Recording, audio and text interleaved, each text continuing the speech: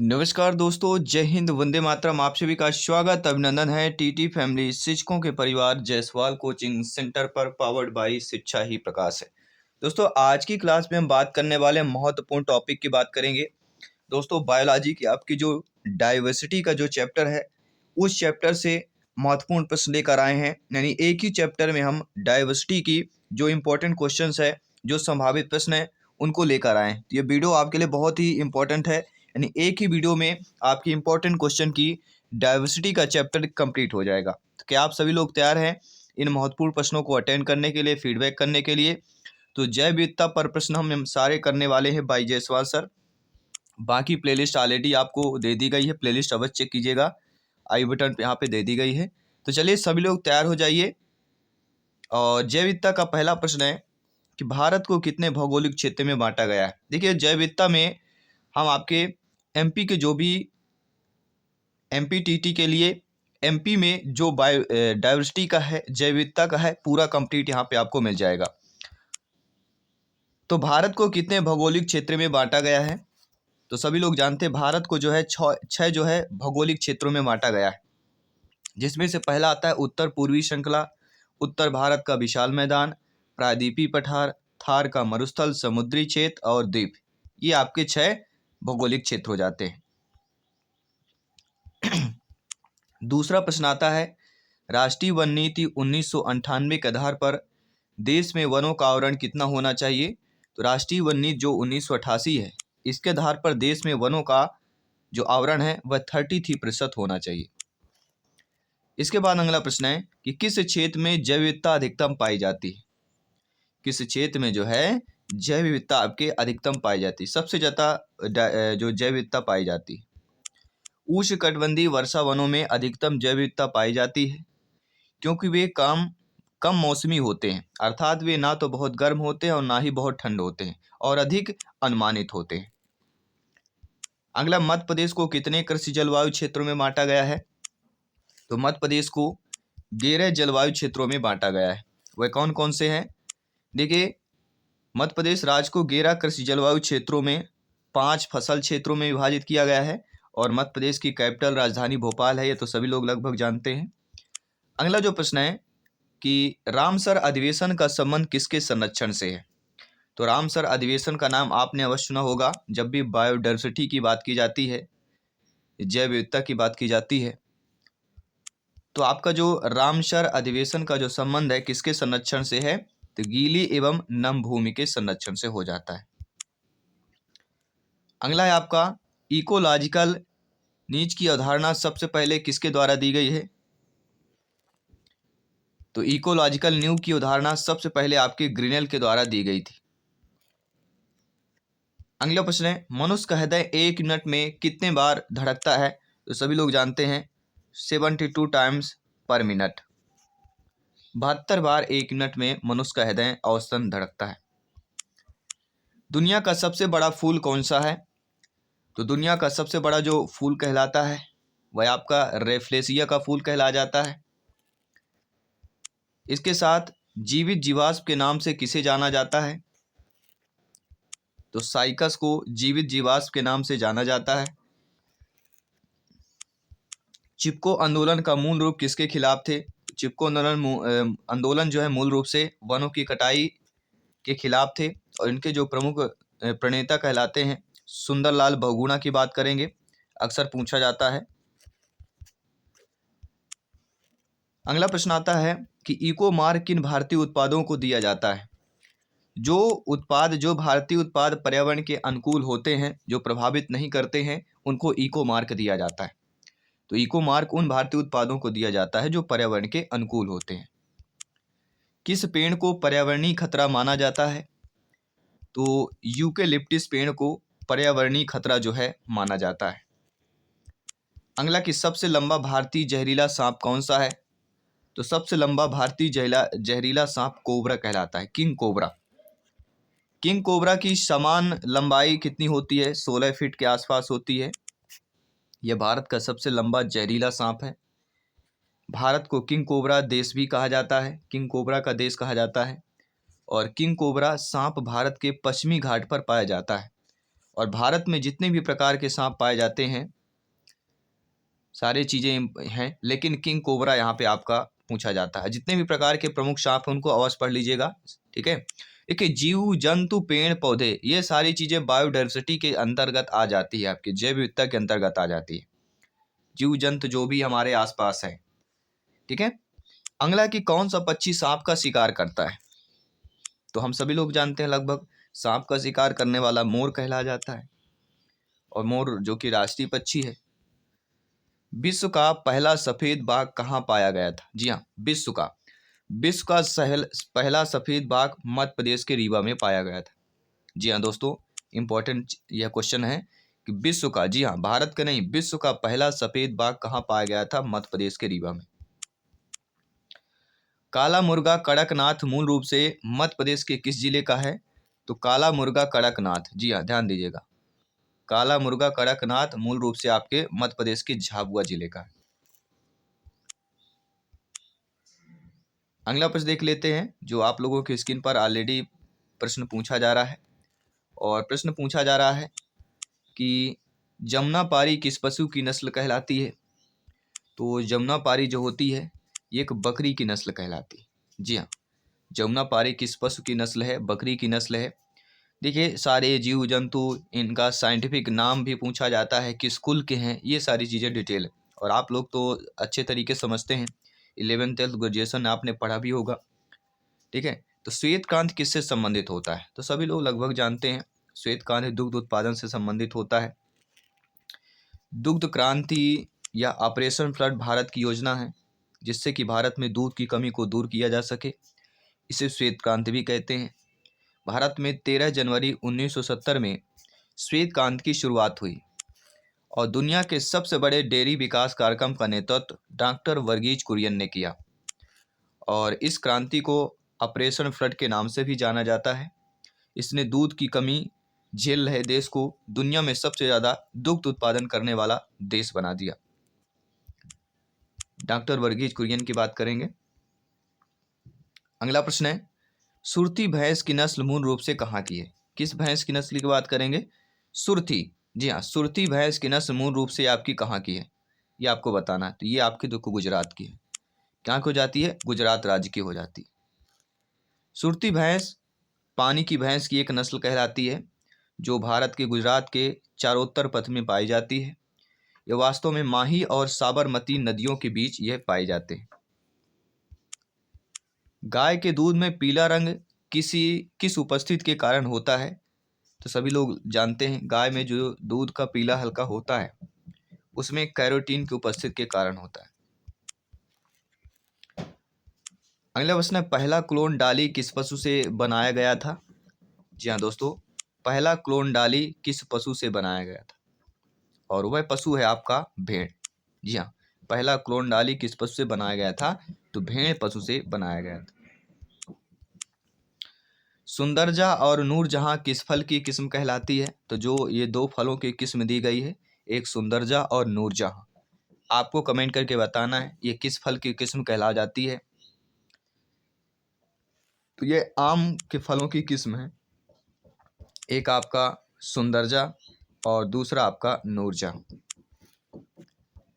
इसके बाद है कि काली मूंछ किस अनाज की किस्म कहलाती है? काली मूंछ, जी हाँ, आपने अक्सर सुना होगा काली मूंछ वाले, गाना भी बना हुआ है। तो काली मूंछ किस अनाज की किस्म कहलाती है? तो काली मूंछ जो है ये आपके चावल अनाज की एक किस्म कहलाती है, काली मूंछ। भारत का कौन सा राज्य दालों का प्रमुख उत्पादक कहलाता है? तो भारत का मध्य प्रदेश राज्य जो है दालों के प्रमुख उत्पादक कहलाता है। इसके साथ साथ अन्य राज्य भी हैं। भारत में सबसे ज़्यादा 77% दलहन उत्पादन करने वाला प्रमुख राज्य मध्य प्रदेश 24%, उत्तर प्रदेश 16%, महाराष्ट्र 14%, राजस्थान 6%, आंध्र प्रदेश 10%, कर्नाटक 7% के आसपास की बात करें। अगला है कि साबरमती, लोकमन एवं कठिया किस अनाज की किस्म है? तो आपने लोकमन अवश्य सुना होगा, जो कि प्रचलित नाम है गेहूं की किस्म का। तो आपके सरबती, लोकमन एवं कठिया ये तीनों आपके गेहूं की किस्म या गेहूं अनाज की किस्म कहला जाती हैं। कौन सी है? शरबती, लोकमन और कठिया, जो कि लोकमन आपका प्रचलित नाम है। अगला, कृषि फसलों के साथ कतारों में लगाए जाने वाले पेड़ों को किस नाम से जाना जाता है? अक्सर आपने देखा होगा ऐसे कृषि की जाती है जहाँ पर कतारों में पेड़ लगाए जाते हैं या कतारों में फसलों वाले पेड़ होते हैं। तो कृषि फसलों के साथ कतारों में लगाए जाने वाले पेड़ों को किस नाम से बुलाया जाता है? वह कहलाता है कृषि वानिकी। जी हाँ, जो कतारों में पेड़ लगाए जाते हैं कृषि के साथ साथ, वह कहलाती कृषि वानिकी। अगला है, झूम खेती किसे कहते हैं? तो पेड़ों की कटाई कर रहे उन्हें आग लगाने के बाद उस जगह पर फसल उगाने को हम झूम खेती कहते हैं। अगला है, वेविलोवियन सेंटर किसे कहा जाता है? तो जो आपका वेवियोलियन सेंटर कहलाता है वे क्षेत्र जहां कृषि योग्य फसलों की जंगली प्रजातियां उच्च विविधता पाई जाती हैं एवं जो घरेलू फसली पौधे के प्राकृतिक रिश्तेदारों का प्रतिनिधित्व करती हैं। तो वह क्षेत्र जहां कृषि योग्य फसलों की जंगली प्रजातियां उच्च विविधता पाई जाती हैं एवं जो घरेलू फसली पौधे के प्राकृतिक रिश्तेदारों का प्रतिनिधित्व करते हैं, उनको वेविलोवियन सेंटर कहते हैं। दुनिया में कितने वेविलोव केंद्र हैं? जी हाँ, दुनिया में, विश्व में, तो विश्व में तो टोटल यहाँ पे देखा जाए वेविलोव केंद्र की तो टोटल 12 वेविलोव केंद्र हैं। इसके बाद अगला प्रश्न है कि विष्णुभोग किस अनाज की एक किस्म कहलाती है? जी हाँ, विष्णुभोग जो है किस अनाज की एक किस्म कहलाती है और वह अनाज आपका कहलाता है चावल। अगला की पहली अंतर्राष्ट्रीय कृषि जैव विविधता कांग्रेस किस राज्य में आयोजित हुई थी? तो पहली अंतर्राष्ट्रीय कृषि जैव विविधता बायोडाइवर्सिटी जो है कांग्रेस के किस राज्य में आयोजित की गई थी? तो दिल्ली। किस राज्य की बात करेंगे? तो दिल्ली की बात कर रहे हैं। नीलम और अल्फांसो किस्म से मिला हुआ नया संकर का आम कौन सा कहलाता है? तो दो, नीलम और अल्फांसो, इन दोनों किस्म को संकर कराया गया और इस संकर कराने से एक नया नाम बना, रत्ना। क्या नाम बना? रत्ना नाम बना। अगला, काली मिट्टी कपास के लिए आदर्श क्यों मानी जाती है? तो काली मिट्टी जो होती है यह नमी बनाए क्या है? नमी बनाए रखती है, इसलिए कपास वाली मिट्टी या कपास के लिए आदर्श मानी जाती है। आदर्श मतलब उचित, उसके लिए, उस फसल के लिए। भारत में कपास उगाने वाला सबसे बड़ा राज्य कौन सा है? तो भारत में सबसे बड़ा कपास उगाने वाला गुजरात है, क्योंकि काली मिट्टी सबसे ज़्यादा गुजरात की बात करेंगे, कपास वाली मिट्टी पाई जाती है, इसलिए गुजरात अव्वल है आपका कपास उत्पादन में।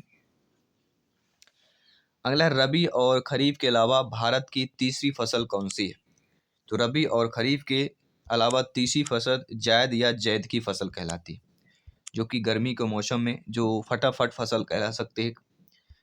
रबी और फसल इसके 4 से 6 महीने तक में उगती है, 4 से 5 महीने लगता है, लेकिन जायद और जैद की फसल होती है 1 से 2 महीने में आपकी उत्पादन हो जाती है। इसमें कुछ नकदी फसलें भी आती हैं। मध्य प्रदेश के बीज एवं फार्म विकास निगम का मुख्यालय कहाँ पर है? तो मध्य प्रदेश का बीज एवं फार्म विकास निगम का जो मुख्यालय है वह आपके भोपाल में है, जो कि मध्य प्रदेश का कैपिटल कहलाता है।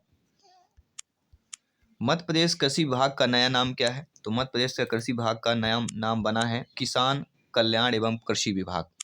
इसके साथ किसान कल्याण जुड़ गया है। मध्य प्रदेश के सबसे अधिक सिंचित फसल कौन सी है? तो मध्य प्रदेश की सबसे अधिक सिंचित फसल हमारी कहलाती गेहूं।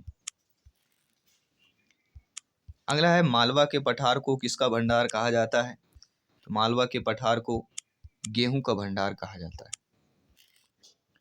अगला है, जैविक विविधता शब्द सर्वप्रथम किसने किया था?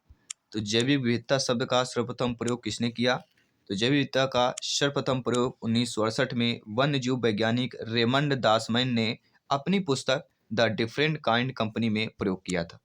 तो जैविक विविधता का शब्द जो है सर्वप्रथम 1968 में वन्यजीव वैज्ञानिक रेमंड दासमैन ने अपनी पुस्तक द डिफरेंट काइंड कंपनी में प्रयोग किया था। जैव विविधता शब्द का सर्वप्रथम प्रयोग किसने किया था? तो जैव विविधता शब्द का सर्वप्रथम प्रयोग 1985 में वाल्टर जी रोजन द्वारा किया गया था। भारत में जैव विविधता दिवस कब मनाया जाता है? तो भारत में जैव विविधता दिवस जो है आपके 22 मई को मनाया जाता है। अगला प्रश्न है, जी हाँ, टुमारोज बायोडाइवर्सिटी टुमारो पुस्तक के लेखक कौन है? तो वंदना शिवा हैं। जी हाँ, बायोडाइवर्सिटी यानी कि टुमारो पुस्तक के जो लेखक कहलाते हैं वो वंदना शिवा है। एंड सर्वाधिक जैव विविधता कहाँ पे पाई जाती है? तो उष्णकटिबंधीय वर्षा वनों में पाई जाती है। ये ऑलरेडी हम शायद बात कर चुके हैं, डिटेल के साथ बात कर चुके हैं, चर्चा कर चुके हैं। जैव विविधता का अर्थ क्या होता है? जी हाँ, हम बायोडाइवर्सिटी का चैप्टर से क्वेश्चंस कर रहे हैं, इंपॉर्टेंट प्रश्न कर रहे हैं। तो ये जैव विविधता का अर्थ क्या होता है? तो एक निर्धारित क्षेत्र के विभिन्न प्रकार के पादप एवं जंतु वह जैव विविधता कहलाता है। एक कोई निर्धारित क्षेत्र है, उसके विभिन्न प्रकार के पादप और जंतु, ये जैव विविधता का अर्थ होता है। और जैव विविधता का सबसे महत्वपूर्ण पहलू क्या होता है? तो जैव विविधता का सबसे महत्वपूर्ण पहलू होता है पारिस्थितिक तंत्र का निर्वहन।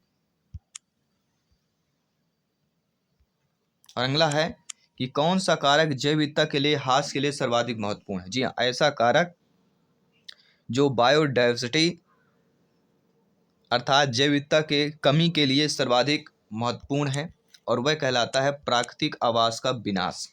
सबसे महत्वपूर्ण है, सर्वाधिक महत्वपूर्ण है कमी के लिए, जैव विविधता के ह्रास के लिए।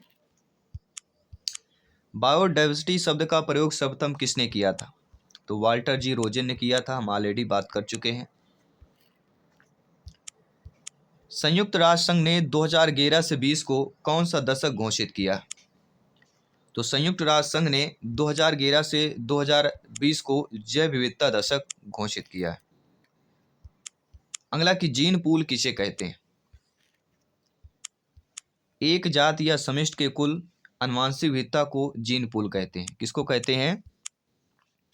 एक जात या समिष्ट के कुल आनुवंशिक विविधता को जीन पूल कहते हैं। लिविंग प्लेनेट सूचकांक क्या होता है? तो लिविंग प्लेनेट जो सूचकांक होता है यह जैव विविधता के स्थिति का सूचक होता है।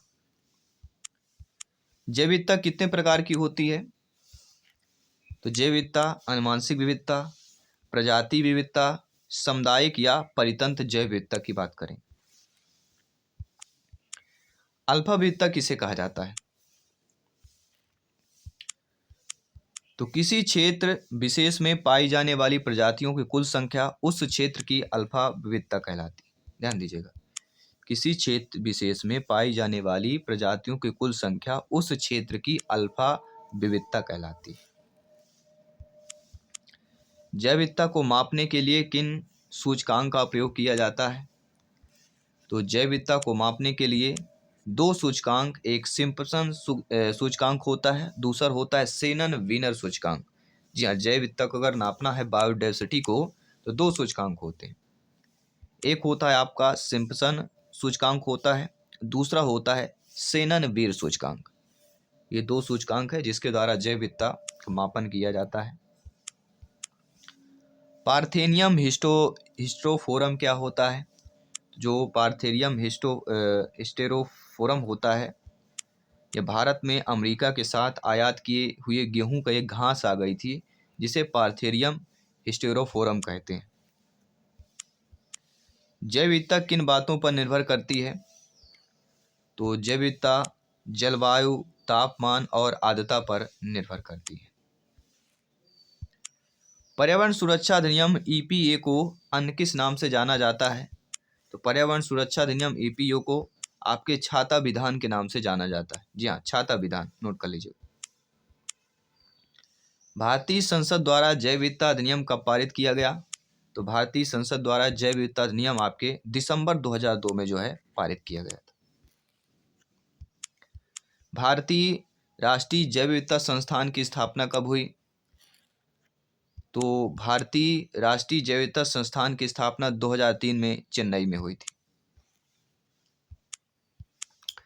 जेनेटिक इंजीनियरिंग अनुमोदन समिति का गठन किसके अधीन किया गया? तो जेनेटिक इंजीनियरिंग अनुमोदन समिति का गठन पर्यावरण संरक्षण अधिनियम 1986 के अधीन किया गया।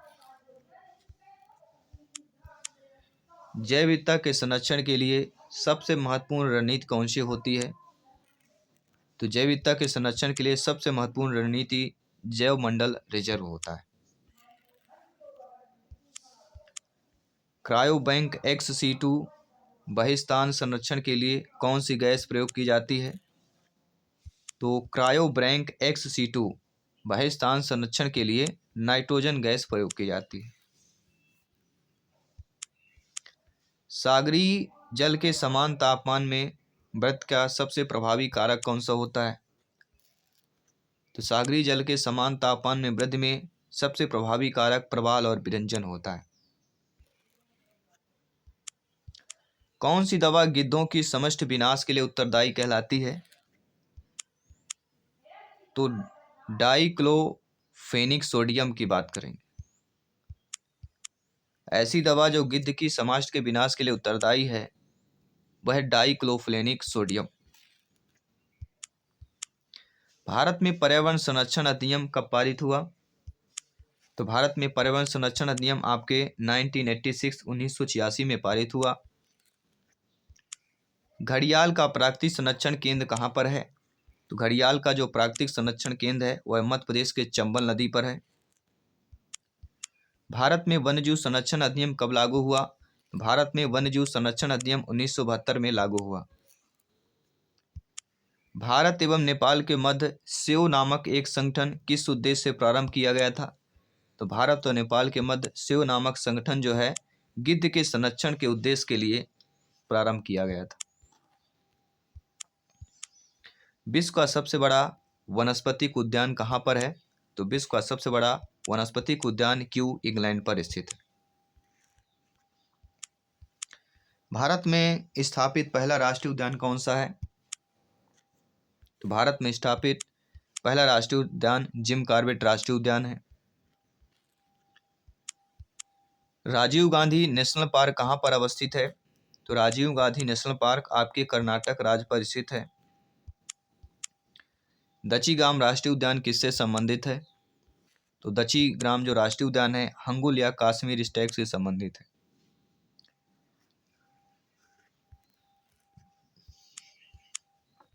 भारत में सर्वाधिक वन्यजीव अभयारण्य किस राज्य में है? तो भारत में सर्वाधिक जो वन्यजीव अभयारण्य है वह मध्य प्रदेश में है। सलीम अली राष्ट्रीय उद्यान कहाँ पर स्थित है? तो सलीम अली जो राष्ट्रीय उद्यान है आपके जम्मू कश्मीर पे स्थित है। अगला है येलोस्टोन नेशनल पार्क कहाँ पर है? तो येलोस्टोन जो नेशनल पार्क है यह संयुक्त राज्य अमेरिका पर है।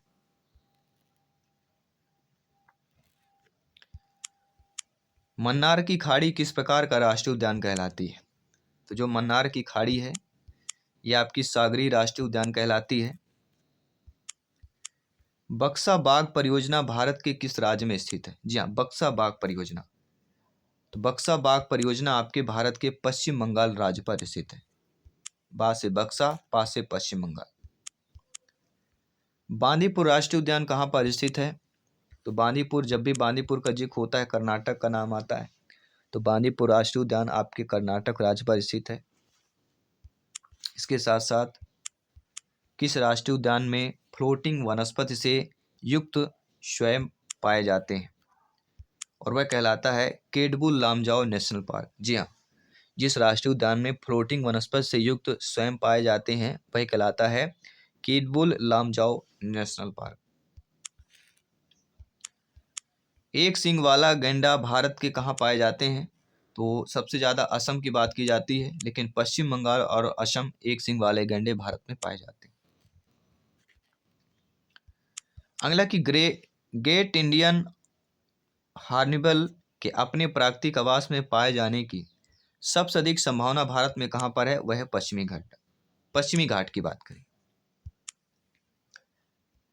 आनुवांशिक रूपांतरित जीवों से संबंधित संधि का क्या नाम है? आनुवांशिक रूपांतरित जीवों से संबंधित जो संधि कहला जाती है वह जैव सुरक्षा उपसंधि प्रोटोकॉल की बात करेंगे।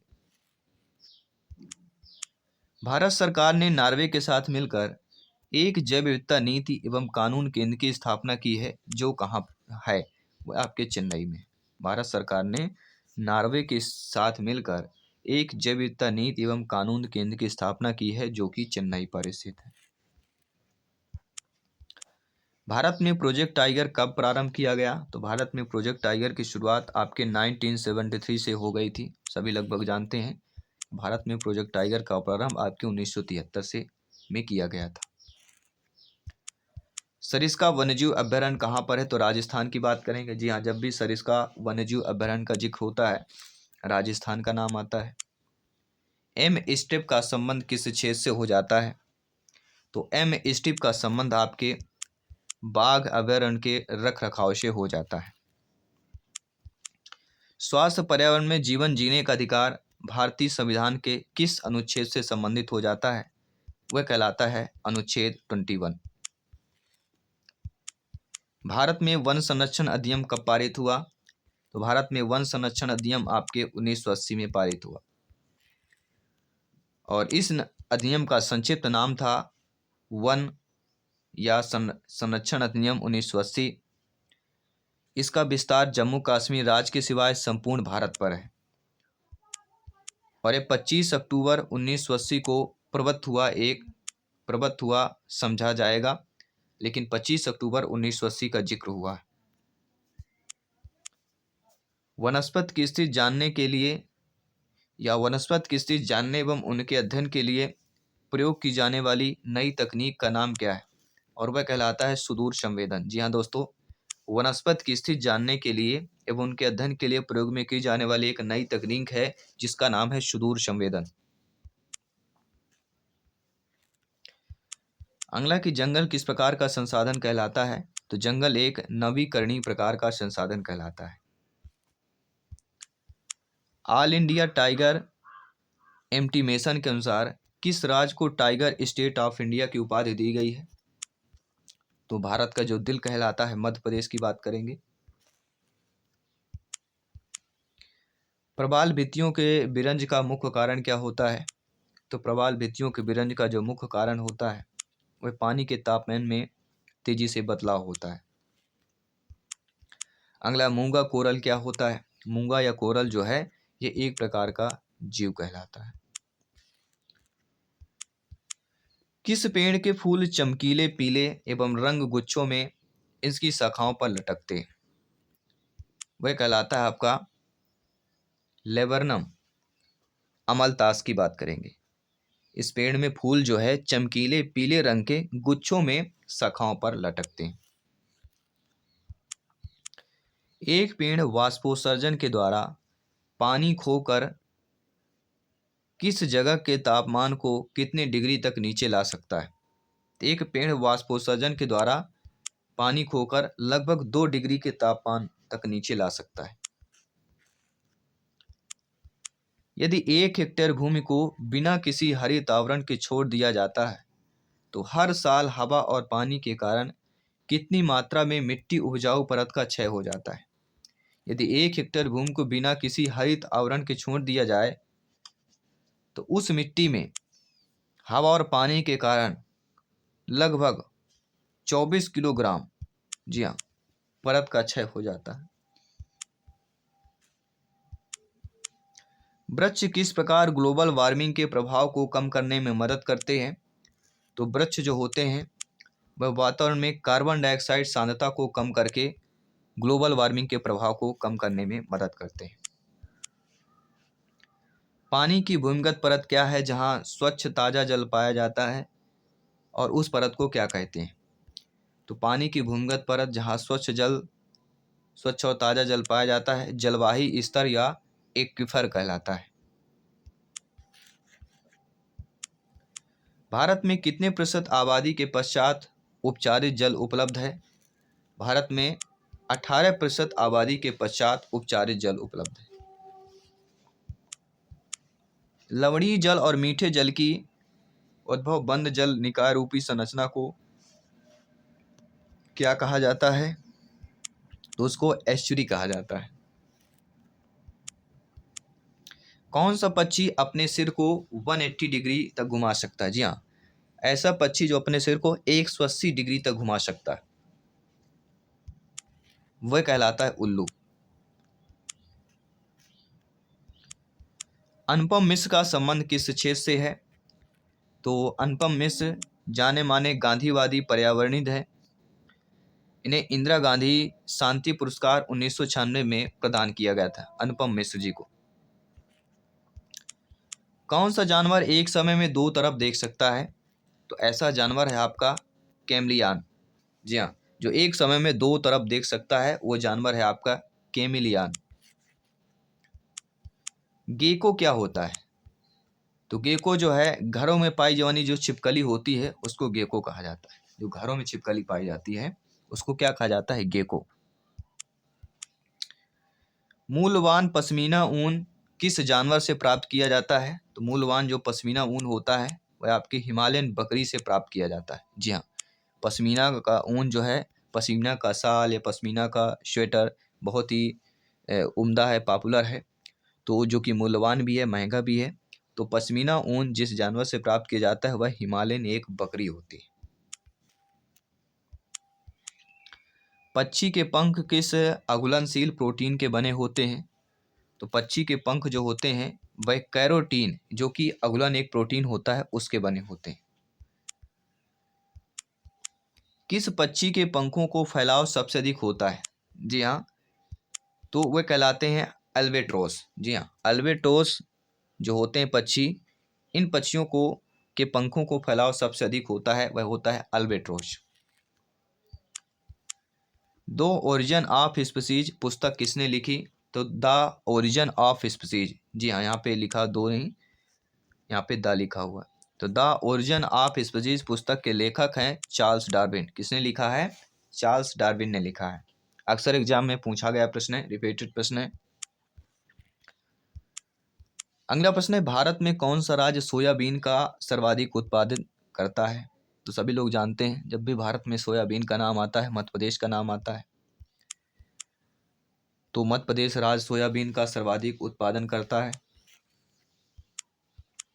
विश्व जैव ईंधन दिवस किस तारीख को आयोजित किया जाता है? तो विश्व जैव ईंधन आपके 10 अगस्त को जो है आपके आयोजित किया जाता है। अगला है, अल्फा विविधता कहाँ मौजूद होती है? तो अल्फा विविधता जो होती है वह समुदाय के भीतर मौजूद होती है।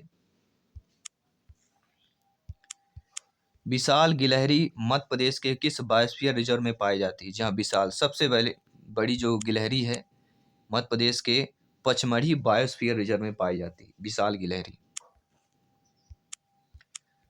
नोकरेक बायोस्फीयर भारत में किस राज्य में स्थित है? तो नोकरेक जो बायोस्फीयर है भारत के मेघालय राज्य पर स्थित है। जी हाँ, नोकरेक बायोस्फीयर का जिक्र होगा मेघालय का नाम आएगा। कान्हा राष्ट्रीय उद्यान का जिक्र होता है तो मध्य प्रदेश का नाम आता है। तो कान्हा राष्ट्रीय उद्यान कहाँ है? आपके मध्य प्रदेश राज्य पर है। मध्य प्रदेश में किस प्रकार के वन पाए जाते हैं?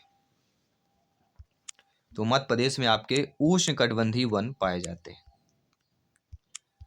पचमढ़ी वन्यजीव अभयारण्य कहाँ पर स्थित है?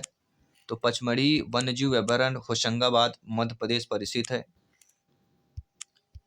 गांधी सागर वन्यजीव अभयारण्य कहाँ पर है? तो गांधी सागर वन्यजीव अभयारण्य मंदसौर मध्य प्रदेश पर स्थित है। मध्य प्रदेश के जंगलों में सबसे अधिक कौन से वृक्ष पाए जाते हैं? तो मध्य प्रदेश के जंगलों में सबसे अधिक सागौन के वृक्ष पाए जाते हैं। कांच को विघटित होने में कितना समय लगता है? तो कांच को विघटित होने में 1 लाख वर्ष समय लगता है। देश में प्रोजेक्ट टाइगर कार्यक्रम कब प्रारंभ हुआ? तो देश में प्रोजेक्ट टाइगर का प्रारंभ आपके 1973 में प्रारंभ हुआ। सफेद बाघ किस राज्य के मूल निवासी हैं? तो मध्य प्रदेश रीवा की बात करेंगे। भारत के किस क्षेत्र को जैव विविधता के हॉट स्पॉट के रूप में जाना जाता है? तो भारत के जो पश्चिमी घाट है, इस पश्चिमी घाट क्षेत्र को जैव विविधता के हॉट स्पॉट के रूप में जाना जाता है। IUCN पहला संगठन जिसने रेड लिस्ट जारी किया। रेड सूची का संबंध किससे है? तो विलुप्त होने वाली एक प्रजाति से है। मध्य प्रदेश में किन दो विलुप्त हो रहे पक्षियों की प्रजाति का उच्च संरक्षण किया जा रहा है? और वह आपके शोन और खारमोर की बात करें। सैलाना वन्यजीव अभयारण्य किस जिले में स्थित है? तो सैलाना वन्यजीव अभयारण्य आपके रतलाम जिले पर स्थित है। होमोसेपियंस वैज्ञानिक नाम किससे संबंधित है? तो होमोसेपियंस आपके वैज्ञानिक नाम मनुष्य का वैज्ञानिक नाम है, मनुष्य से संबंधित है।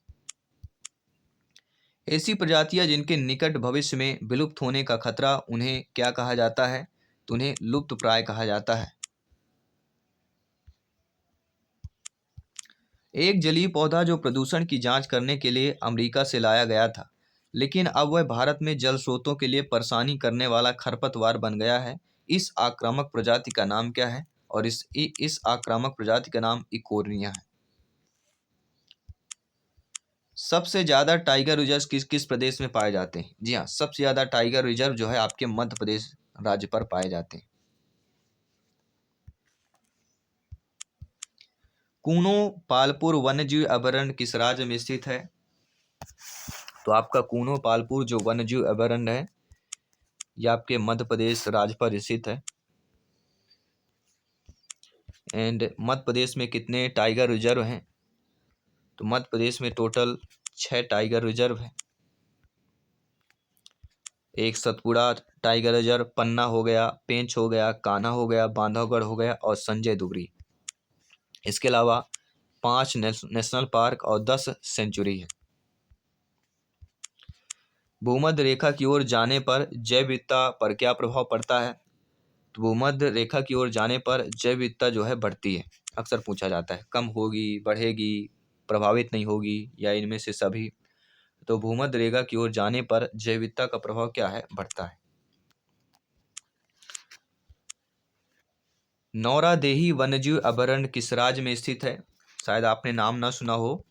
तो नौरादेही जो वन्यजीव अभयारण्य है वह मध्य प्रदेश राज्य से संबंधित है।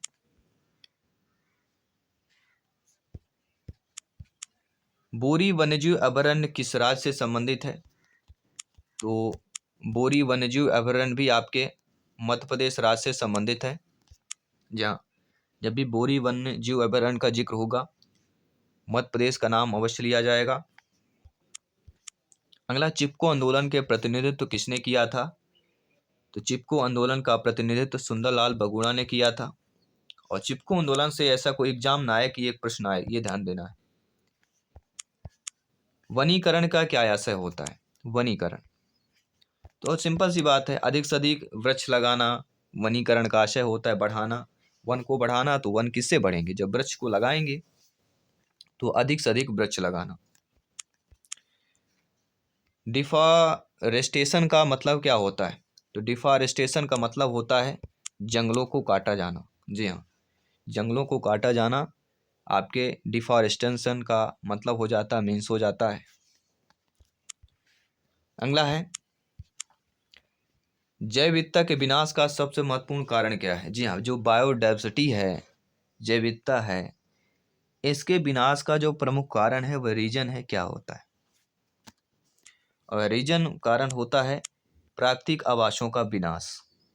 तो यहाँ पे प्राकृतिक आवास जो दिया गया है वह हमारा सही हो जाएगा। अगला प्रश्न है कि रेड डाटा बुक किसी जानकारी प्रदान करता है, किसकी जानकारी प्रदान करता है? तो रेड डाटा बुक नाम से ही रेड मतलब खतरा, डेंजर।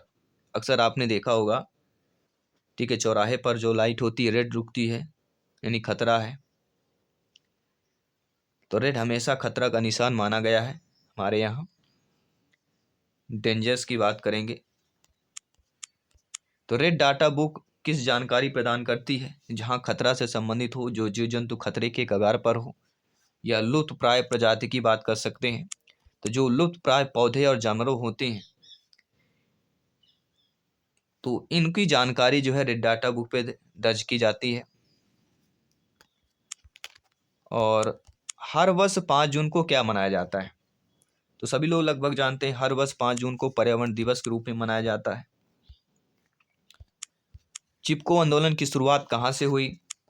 तो चिपको आंदोलन की शुरुआत जो है आपके उत्तराखंड के टिहरी गढ़वाल से हुई थी। वन्यजीव सप्ताह कौन आयोजित करता है? तो वन्यजीव सप्ताह जो है वन्यजीव बोर्ड आयोजित करता है। वन्यजीव सप्ताह कब मनाया जाता है? तो वन्यजीव सप्ताह 2 से 8 अक्टूबर प्रत्येक वर्ष, या कह सकते हैं अक्टूबर का जो पहला सप्ताह है, पहला वीक होता है, मनाया जाता है। भारतीय वन्यजीव बोर्ड की स्थापना कब हुई? तो भारतीय वन्यजीव जो बोर्ड है, इसकी स्थापना 1982 में हुई। मध्य प्रदेश राज्य जैव विविधता बोर्ड का गठन कब किया गया? तो मध्य प्रदेश राज्य जैव विविधता का गठन 11 अप्रैल 2005 को मध्य प्रदेश राज्य जैव विविधता बोर्ड का गठन किया गया था। तो यह रहे दोस्तों महत्वपूर्ण प्रश्न जो आपके संपूर्ण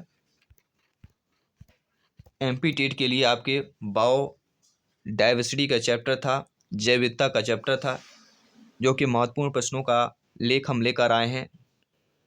और इसके साथ साथ जो आप अगला चैप्टर होगा उसके भी महत्वपूर्ण प्रश्न लेकर आएंगे। तो सभी लोग जुड़े रहिए। बाकी 7 PM में आपकी पेडागोजी लाइव क्लास होगी, तो सभी जुड़िए। मैं आपके साथ जयसवाल सर मिलता हूँ आपकी अगली क्लास पर। सभी मित्रों को जय हिंद, वंदे मातरम। धन्यवाद सभी का।